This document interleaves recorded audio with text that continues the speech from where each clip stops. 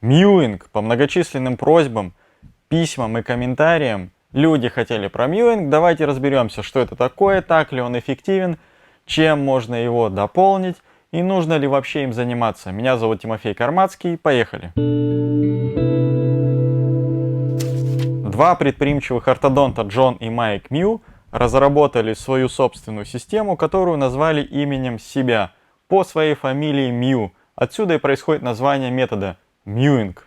Что утверждают эти ребята? Что при помощи их методики можно менять положение лицевых костей, костей верхней челюсти, костей нижней челюсти, менять прикус, выравнивать симметрию лица, убирать вторые подбородки, убирать отечность, создавать высокие скулы, создавать всеми любимые ямочки на щеках, убирать общую отечность лица, изменять или улучшать прикус и кучу всяких других полезных спецэффектов.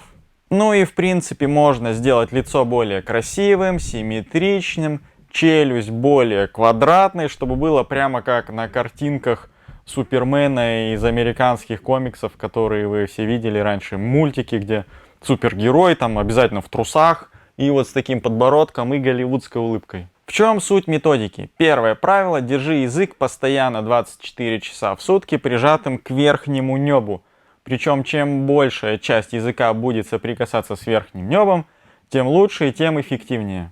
Все, конечно же, знают, что такое верхнее небо. Это верхняя граница или часть ротовой полости. Вот она. То есть нужно языком загибаться вверх туда и упираться в самый верх ротовой полости. Правило номер 2, но я даже, честно говоря, не знаю, как его правильно вам преподнести или описать. В общем, в чем там суть?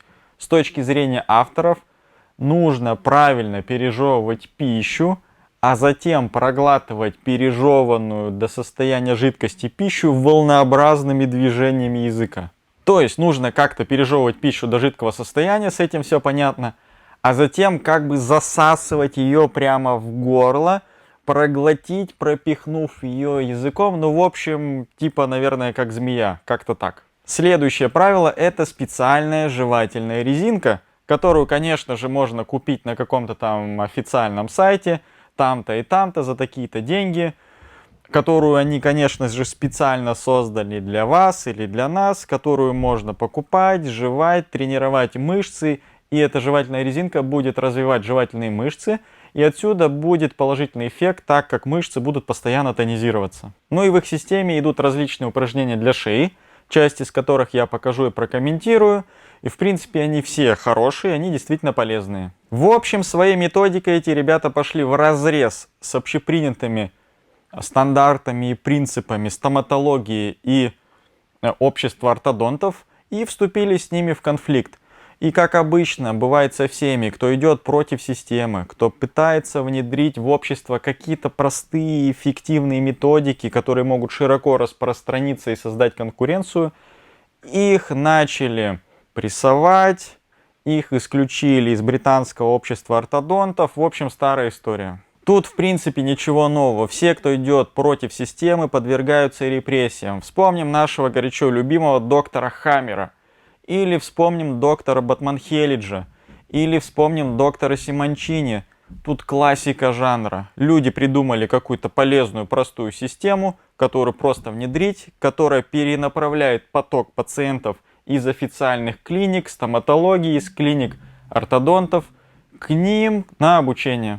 Как обычно, начинается борьба за сферы влияния, и большая фарма, классическая медицина, будь то стоматология или общество ортодонтов, начинает бороться за рынки сбыта, скажем так, использовать свои рычаги воздействия и таким образом избавляются от конкурентов. Итак, основа всей системы мьюинга — это постоянная работа языком и мышцами нижней челюсти, а также жевательными мышцами, то есть всеми мышцами, которые находятся вокруг ротовой полости и вокруг челюстей, включая мышцы под подбородком, мышцы шеи.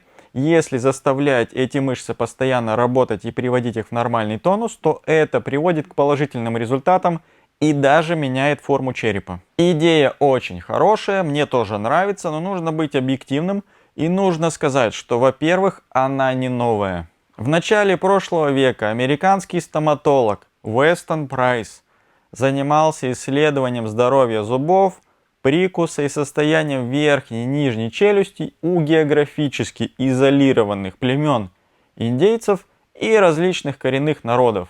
Напоминаю, в начале прошлого века, то есть 100 лет назад. Он путешествовал по самым отдаленным уголкам Земли и собирал и накапливал информацию и опыт о взаимосвязи рациона питания людей и того, как выглядит их лицо, и в каком состоянии их зубы, челюсти, прикус и так далее. И в итоге он пришел к замечательному выводу, что здоровые ровные зубы, красивая нижняя челюсть, волевой подбородок, широкие высокие скулы, симметричное лицо – это не результат генетики, то есть повезло, не повезло с родителями, а это результат определенного рациона питания. И он написал по этому поводу очень простую и понятную книгу, которая называется «Питание и физическая дегенерация». Есть перевод на русский язык, читается очень легко, можно купить, можно скачать в электронном виде, прочитать, и все станет понятно, в чем там суть и что делать. Если коротко, то доктор Прайс пришел к выводу, что, во-первых, племена, у которых все отлично с лицом, зубами, челюстями и почти нет кариеса, или его на порядок меньше, чем у людей, живущих в социуме и в цивилизации. Во-первых, все эти племена питаются исключительно продуктами натуральными. Что такое натуральные продукты? Например, это мясо, которое действительно паслось на лужайке. Домашние куриные яйца, курица, рыба из естественных водоемов, различные орехи, плоды, овощи, фрукты, различные зерновые культуры. То есть все это полностью присутствует в рационе, и в рационе напрочь отсутствуют рафинированные продукты, ну или по крайней мере они отсутствовали в рационе питания тех индейцев на тот период времени. Что значит в рационе индейцев нет рафинированных продуктов? Это значит, что в их рационе отсутствуют такие вещи, как различные крахмалы, белая мука, классические хлебобулочные изделия, отсутствует сахар, отсутствуют сладости и тому подобное. То есть нет рафинированных продуктов, из которых, по сути, состоит почти весь рацион современного человека. К чему это приводит? Во-первых, для пережевывания натуральных продуктов жесткое мясо, сырые или полусырые овощи и фрукты, орехи, плоды, зерна какие-нибудь, примитивные лепешки. В общем, для пережевывания такого рода продуктов нужно прилагать гораздо больше усилий, чем для пережевывания, например, хлеба, печенья, гамбургера, хот-дога, пельменей или какой-нибудь итальянской пасты. Таким образом, мышцы этих туземцев постоянно находятся в работе, и они на порядок лучше развиты и на порядок сильнее, чем мышцы челюстей и лица и ротовой полости у цивилизованного человека. Оно и понятно, в организме все по потребности. Если есть что-то жесткое, что приходится жевать, значит мышцы будут вынуждены напрягаться, усиливаться и улучшать свой тонус.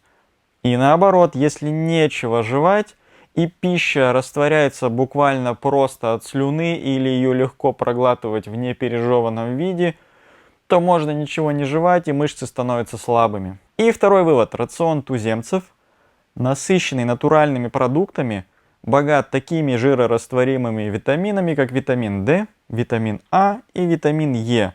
Но тут нужно сказать для справедливости, что поскольку витамин D еще и вырабатывается под воздействием ультрафиолетового излучения солнечного света, то людям всегда полезно загорать. У туземцев в этом плане безусловно большой плюс, потому что они всю жизнь практически проводят под открытым небом. А как живем мы с вами в Москве или в любом другом крупном городе?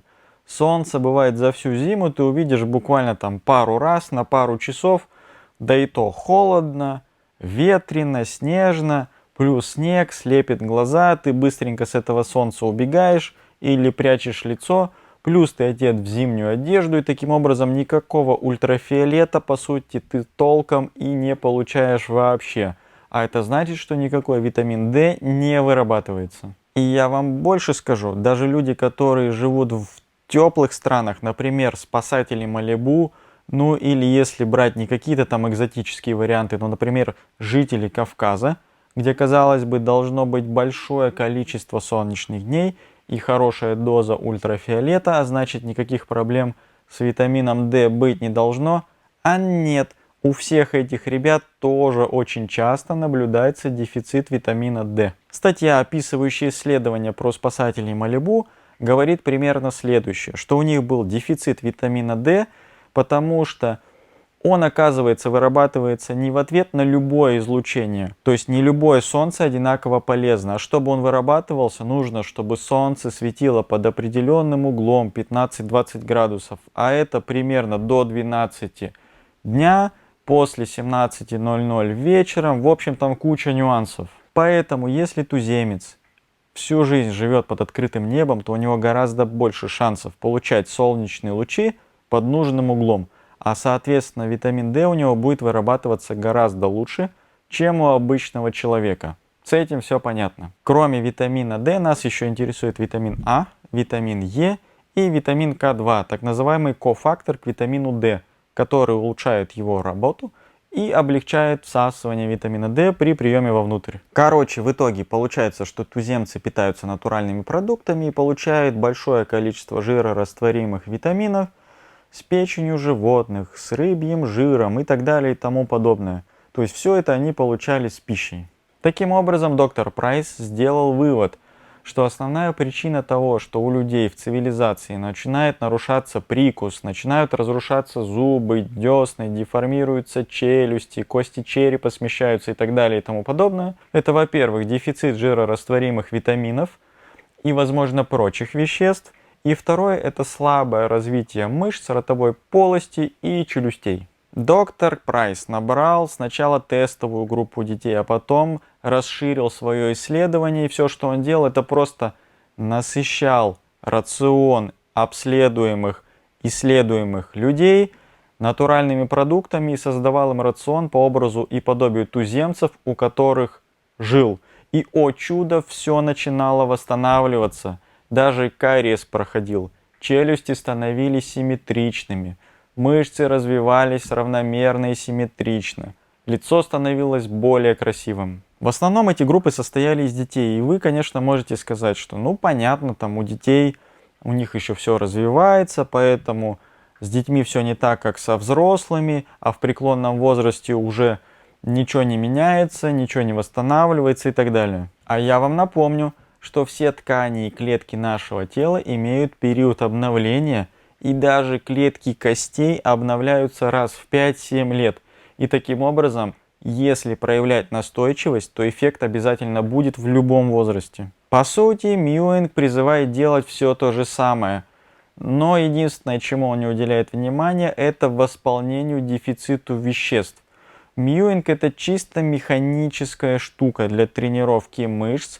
То есть держим язык прижатым к небу, жуем специальную жевательную резинку для развития жевательных мышц, а также делаем определенные упражнения для шеи. Теперь давайте по порядку.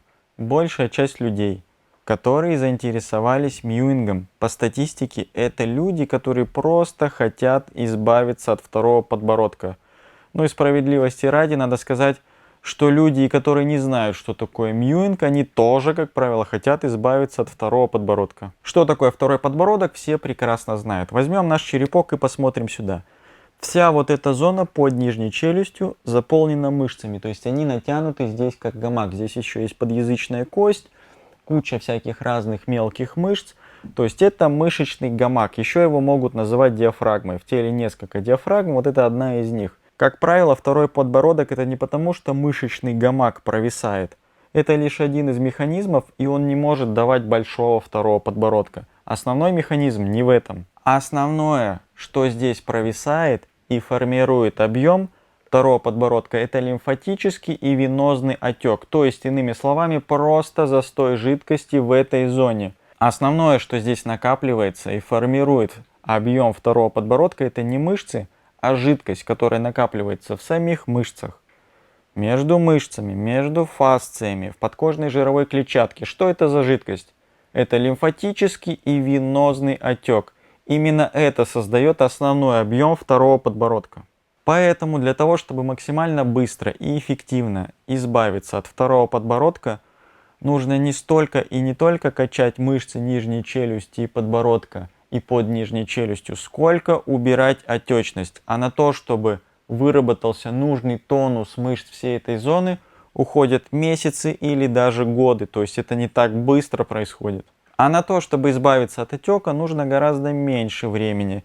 И это гораздо проще. И кроме того, если жидкость накапливается здесь, то она может накапливаться где-то и в другом месте, меняя внешний вид лица. Скапливается в области глаз, будут формироваться мешки. Скапливается в области щечек, и можно забыть про ямочки, к которым все стремятся. Вы наверняка слышали про пресловутые комки Биша. Ну, комок и комок, это просто жировая ткань. Но если формируется отек в области лица и головы, то любая жировая клетчатка начинает накапливать жидкость, и теперь это уже не просто комочки, это комки, которые банально начинают торчать. Поэтому, кроме механических упражнений, до которых мы с вами дойдем чуть позже, я рекомендую вам в первую очередь избавляться от застоя лимфы. И для этого нужно делать классический лимфодренажный протокол. Но опять же, нужно знать и уметь, как делать правильный лимфодренажный протокол, потому что не любой лимфодренаж одинаково полезен. Например, жидкость скопилась здесь, и нам нужно ее убрать. И если начать работать непосредственно с этой зоной, как многие делают, то эффект будет очень слабый, потому что лимфа течет куда-то вниз. От нижней челюсти она оттекает в направлении средостения и в итоге впадает в систему верхней полой вены. И если уж отек уже сформировался где-то здесь, значит лимфа по какой-то причине не может оттекать вниз, а значит где-то ниже этого уровня лимфатическая система заблокирована. Поэтому если мы будем работать только здесь, то эффекта может не быть вообще, или может быть даже хуже. Поэтому если нам нужно устранить отек из области нижней челюсти, или из области лица, или из области головы в целом, или даже отек мозга, начинать нужно из области груди. Самый простой способ запустить основного лимфатического коллектора в области груди, грудного лимфатического протока и венозных углов, а также зон впадения лимфатических сосудов в венозные углы, это обычное вибрационное воздействие. Что нужно делать? Берем ручки одна на другую, кладем на грудину и начинаем вибрировать. В течение минуты, полторы-двух. Обычно до минуты достаточно. Вибрация, если показать сбоку, вот такая. Вибрируем 1 минуту грудину, 1 минуту под ключицей, лучше сначала одну, потом другую, 1 минуту над ключицей, с одной стороны, с другой стороны.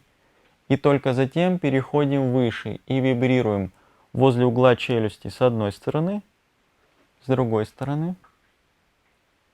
Затем в области второго подбородка. И затем для верности можно в области носогубной складки. Второй вариант — это использовать какое-то спецсредство. Например, вибромассажер перкуссионного типа, то есть возвратно-поступательные движения. Врубаем и погнали. 1 минута грудина, по 1 минуте подключичные зоны лимфоузлов, затем надключичные зоны. Затем можно для верности даже боковую поверхность шеи по минуте. Потом возле угла нижней челюсти с одной стороны, с другой стороны. И затем вот таким движением, прямо как в кино. Область нижней челюсти, область второго подбородка. И затем можно для верности область носогубной складки с одной стороны и с другой стороны.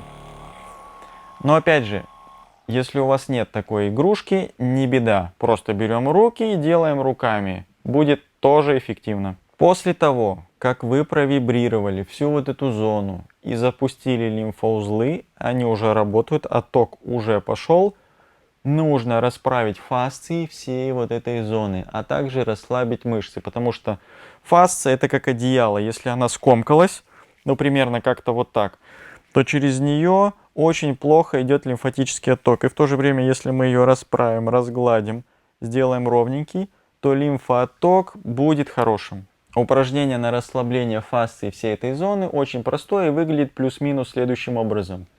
Кладем ручки над ключицами, фиксируем, нажимаем и вытягиваем шею вверх и тянемся нижней челюстью в потолок. держим в натянутом состоянии в течение минуты. Вы должны чувствовать, как вот здесь все тянется. И второе, это больше направлено на боковую поверхность. Поворачиваем голову, небольшой наклон, захват за нижнюю челюсть и тянем рукой вот туда. Второй рукой захват за ключицу и тянем вниз. И вы должны чувствовать, как тянется вот эта зона в другую сторону. Захват, тянем, ключица, тянем, держим. Все очень просто. По минуте на каждую сторону. И только после того, как вы запустили лимфоузлы в правильной последовательности и растянули вот эти зоны, нужно переходить непосредственно к работе с областью нижней челюсти. Непосредственно работу с областью второго подбородка можно делать либо руками, либо скребком для гуаша, либо баночкой. Оптимально, если при этом вы будете использовать специальное лимфодренажное масло, но если нет, это не страшно. В общем, про лимфу много чего можно сказать. Есть различные схемы и как приготовить лимфодренажное масло. Все это есть в моем онлайн-курсе «Как избавиться от отеков». Заходите на мой сайт, посмотрите, ссылочка будет в описании под роликом. Идем дальше. Мьюинг призывает, по сути, тренировать мышцы, жевательные мышцы, в принципе, мышцы нижней челюсти, мышцы ротовой полости, мышцы всей вот этой зоны. И это правильно, и это хорошо, но это не всегда позволяет менять положение костей черепа и лица, потому что они иногда заблокированы настолько сильно, что подобных тренировок недостаточно. Поэтому я рекомендую, если вы хотите поменять положение лицевых костей, нижней челюсти, прикуса, сделать лицо более симметричным и тому подобные вещи с лицевыми костями черепа, то начинать нужно с другого. Нужно начинать с так называемого мозгового черепа. И это вам подтвердит любой человек, владеющий простейшими остеопатическими техниками или умеющий работать с костями черепа, что вся вот эта зона вторична по отношению вот к этой зоне. Что вся работа с костями черепа начинается с затылочной клиновидных костей. Это база, это основа, которая управляет вообще всем в голове. Да и на самом деле не только в голове. Вот мы видим череп и кости черепа, которые соединены между собой швами. Вот это швы, это все швы. То есть многие думают, что череп это какая-то, как куриное яйцо. Там нет ничего, оно круглое, оно плотное, оно состоит из костей. Нет.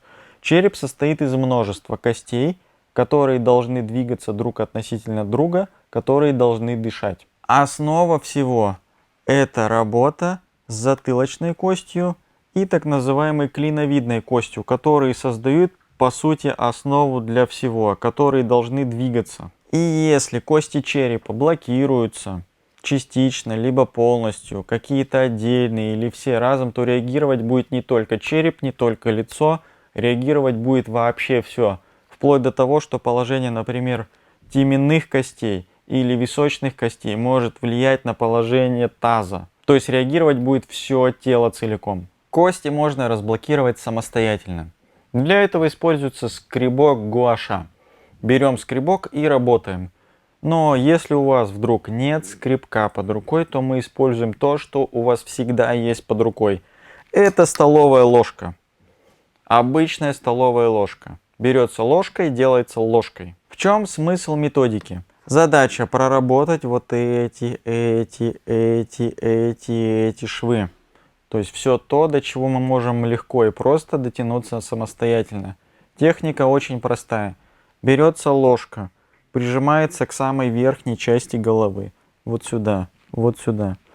И совершаются вот такие выскребающие движения с нажимом в одном направлении по 30 раз каждое движение. Жать нужно прямо сильно. После того, как вы проскребли эту линию, переходим к следующей линии. Здесь 30 движений, здесь 30 движений. Рано или поздно вы попадете на шов. Здесь будет 30 движений. Здесь, потом идем в другую сторону. Везде по 30 движений. После этого двигаемся назад вот такими движениями. По этому шву, по центру, здесь. Таким образом, если посмотреть на черепок сверху, то вы должны сделать такое солнышко лучиками на периферию.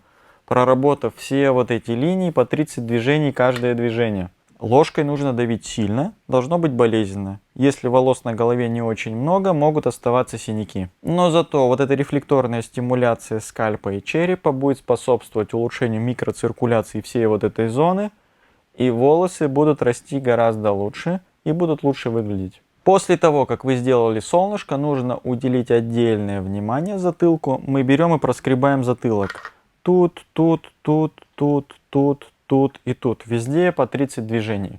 На самом деле это очень быстро. Раз, два, три, четыре, пять. То есть на это не нужно много времени. Техника очень быстрая. Пару раз в день вполне может осилить каждый. Еще одним положительным эффектом от этой техники будет то, что расположенный здесь так называемый скальп у большинства людей просто прилипает к костям. А если он прилип к костям, помните про фасции, то между ним и костями ничего не циркулирует, то есть нет никакой микроциркуляции. Это будет сильно влиять как на состояние костей черепа, а значит и всего организма, так и на состояние волос. И эта простая техника с ложкой позволяет сделать скальп более подвижным.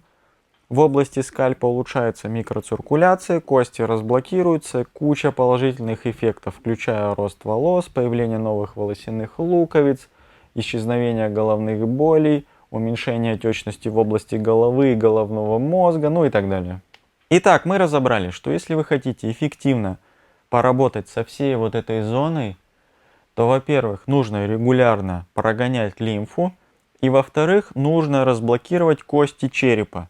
Ну и теперь третий пункт. Да, действительно, это упражнение. Но опять же, мы же с вами за натуральный подход, поэтому, по идее, мы с вами должны питаться плюс-минус как туземцы. И каждый день мы должны что-то пережевывать, перемалывать.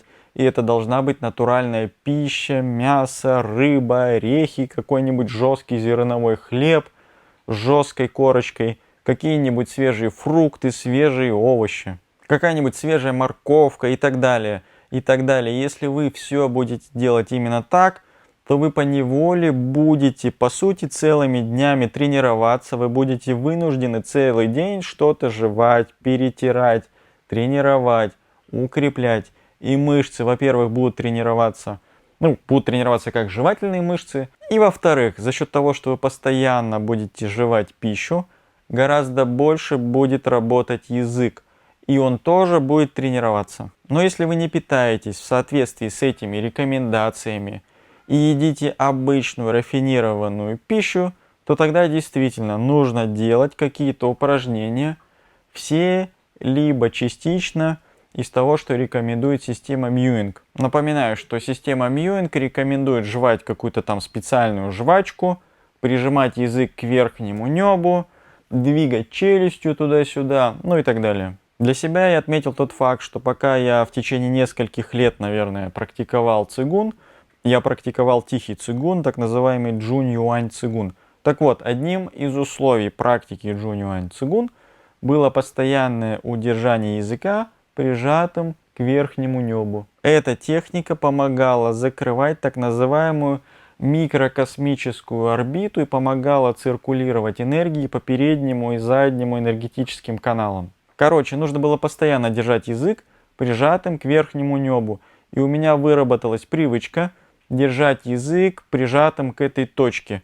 Поэтому я, сам того не подозревая, по сути, несколько лет занимался мьюингом. Но если у вас такой привычки нет или не было, то вам будет полезно ее выработать не только с точки зрения тренировки мышц, но и с точки зрения циркуляции энергии в теле.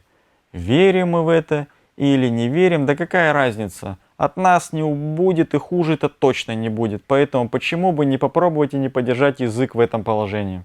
Это реально работает. На самом деле это прижатие языка к верхнему небу, оно достаточно хорошо на сегодняшний день исследовано и дает массу всяких положительных спецэффектов. Например, есть, условно, секретная техника для ораторов перед публичным каким-то выступлением. Они стоят и принудительно прижимают язык к верхнему небу. Это помогает концентрировать мысли, помогает сосредоточиться. На самом деле там есть всякие рефлекторные взаимосвязи, и когда язык давит активно на небо, начинает стимулироваться средний мозг человека. Итак, упражнение очень простое. Встаем к стене, прижимаем пятки, ягодицы, лопатки и затылок. Выпрямляемся, как матросик. Затем представляем, что кто-то захватил вас за макушку и начинает тянуть вверх. Таким образом, мы тянемся шеей и макушкой вверх, сохраняя контакт со стеной. И одновременно втягиваем челюсть вовнутрь. Таким образом, здесь даже временно будет сформироваться дополнительные вторые подбородки. И это нормально, это временное явление. Втянули, потянулись вверх, вытянули вперед. Втянули, потянулись вверх, вытянули вперед. Раз, два. Так несколько раз в день, в несколько заходов. Ну и ребята со своим мьюингом пошли еще дальше и завязали на мьюинг вообще абсолютно все. Походку, положение таза, положение позвоночника. Я не знаю, дошли ли они до плоскостопия. Короче, до осанки они точно как минимум дошли. Вот. Но на самом деле есть гораздо более эффективные упражнения по исправлению и укреплению осанки. Но оно и понятно. Любой человек, который как бы, казалось бы, открыл свою систему, он начинает весь мир вертеть на своей системе. Но вы же понимаете, да, что всегда есть что-то более эффективное или менее эффективное. И одна система не может объять необъятное и помогать абсолютно при всех состояниях. Поэтому в плане осанки есть более эффективные упражнения и более эффективные подходы. Поэтому тут мы этот вопрос разбирать не будем.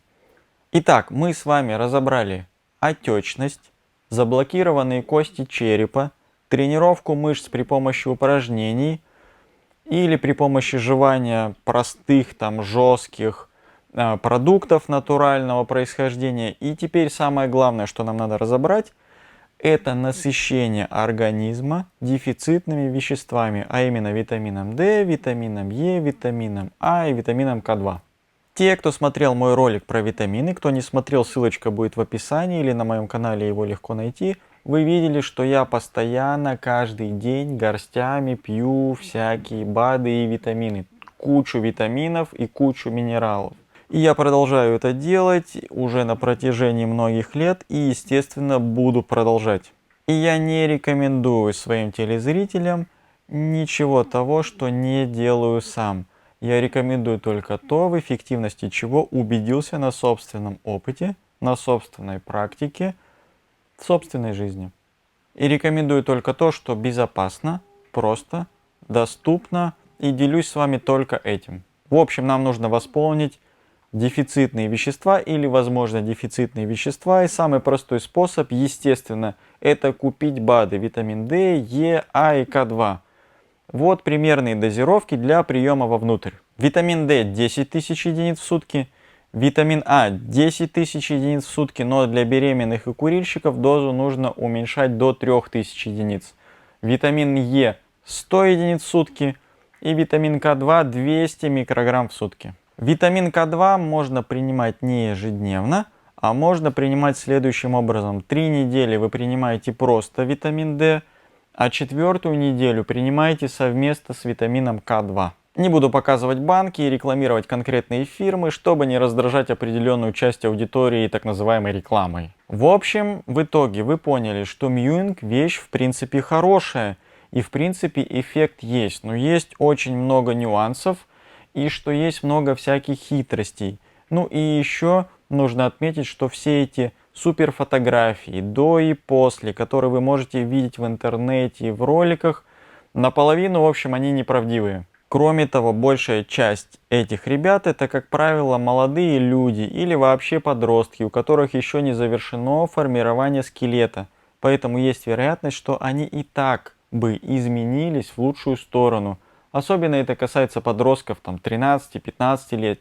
То есть у них лица и так меняются, они становятся более мужественными, более брутальными, более красивыми, ну и так далее. Поэтому не стоит слепо доверять всем этим супер фотографиям до и после. Где-то не так поставили свет, где-то сфотографировали под другим углом, где-то вообще фотошоп.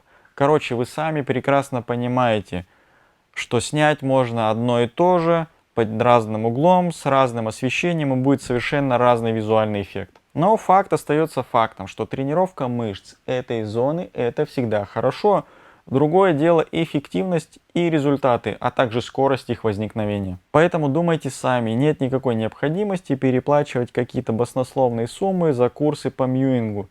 Я, честно говоря, не знаю, сколько это стоит. И так все достаточно просто, можно делать самостоятельно, дома в домашних условиях. Главное не лениться, и результат обязательно будет. Помните, чем лучше развиты мышцы лица, и можно сказать, чем лучше тонус мышц лица, тем больше структурная основа формируется для мягких тканей лица, а значит лицо гораздо больше и дольше будет оставаться красивым и привлекательным. Будет меньше так называемого птоза, то есть опущений, провисаний, мешков и так далее и тому подобное. Кожа будет держаться гораздо лучше, поэтому всегда полезно чуть-чуть подраздвинуть кости лицевого черепа, укрепить мышцы и при необходимости нарастить дополнительную мускулатуру. Это всегда полезно. Заходите и подписывайтесь в мой инстаграм, вступайте в группу ВКонтакте, там много всего полезного, я делюсь своими мыслями по тому или иному вопросу, даю простые рекомендации. Заходите на мой сайт karmatsky.com, ссылочка в описании. Изучайте новые обучающие курсы на разные темы. Всем пока и будьте здоровы!